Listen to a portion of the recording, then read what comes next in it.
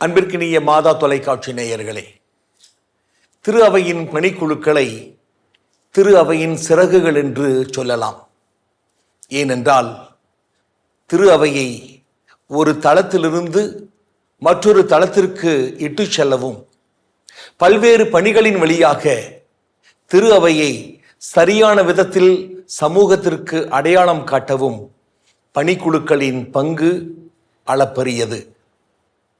2033 மாபெரும் யூபிலி ஆண்டில் இந்திய தேசிய பணிக்குழுக்கள் எங்கு இருக்க வேண்டும் என்று கடவுள் விரும்புகிறார் என்கின்ற ஒரு கேள்வியை இந்திய ஆயர்கள் பேரவை எழுப்பி பல தரப்பினரிடையே விவாதித்து அருமையான செழுமையான ஒரு மெய்ப்பு பணி செயல் திட்டத்தை உருவாக்கியுள்ளனர். இந்த செயல் திட்டத்தை குறித்து தமிழக ஆயர் பேரவையின் தலைவரும் இந்திய கத்தோலிக்க ஆயர்கள் பேரவையின் துணைத் தலைவருமான பேராயர் ஜார்ஜ் அந்தனிசாமி தன்னுடைய கருத்துக்களை பகிர்ந்து கொள்கிறார். இறையேசுவில் அன்பு நிறை சகோதரிகளே, சகோதரர்களே, திரு அவை என்பது ஒன்றாக பயணிக்கும், கவனமுடன் கடவுளுக்கு செவி கொடுக்கும் மற்றும் ஒருவர் மற்றவருக்கும் படைப்புக்கும் செவி கொடுக்கும் கடவுளின் பிள்ளைகள் என்பதை செயல்படுத்த விளைவதே.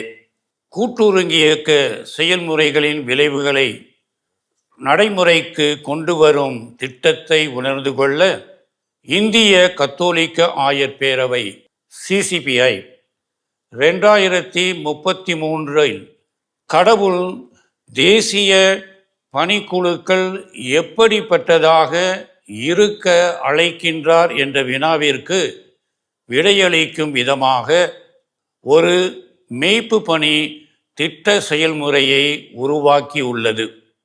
மறைத்தூது பணி 2033 என்ற தலைப்பினை கொடுத்து இத்திட்டமானது நமக்கு கொடுக்கப்பட்டிருக்கின்றது.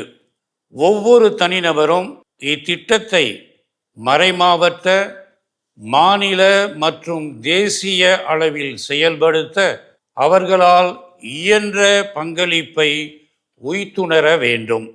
இத்திட்டத்தின் மையம் தேசிய பணிக்குழுக்களின் மீது நிலை பெற்றிருப்பினும் இத்திட்டத்தின் பலன்களை நமது மாநில மற்றும் மறைமாவட்ட அளவில் சென்றடைந்து நன்மை பயக்கும்.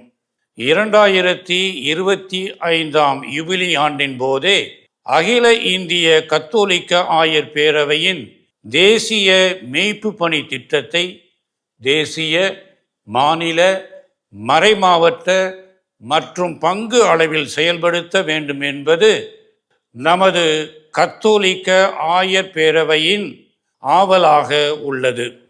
அதன்படி 2033 நம்முடைய மீட்பின் மாபெரும் யுபிலியை கொண்டாடும் பொழுது இந்த மெய்ப்பு பணி திட்டத்தின் பலன்களை கண்டு சான்று பகருவோம்.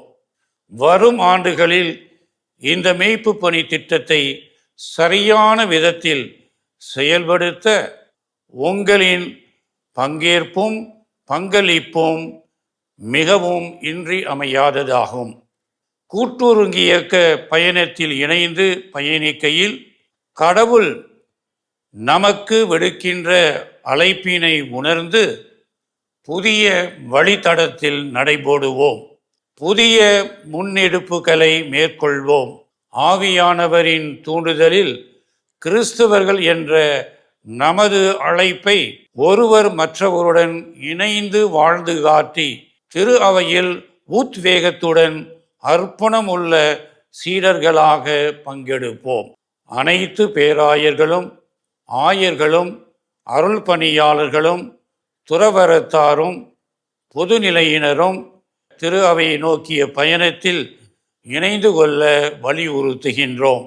தேசிய பணிக்குழுக்கள் 2033 எங்கு இருக்க வேண்டும் என்று கடவுள் விரும்புவதை நாமும் உள்ளத்தின் ஆழத்தில் உள்வாங்கி நமக்கு கொடுக்கப்பட்ட தனித்திறமைகளோடும் கூட்டு முயற்சிகளின் பங்கேற்போடும் சிறந்ததொரு பங்களிப்பை ஆற்றி தேசிய பணிக்குழுக்களின் செயல் திட்டத்திற்கு புதிய முகத்தினை கொடுத்திட அன்புடன் கேட்டுக்கொள்கின்றோம்.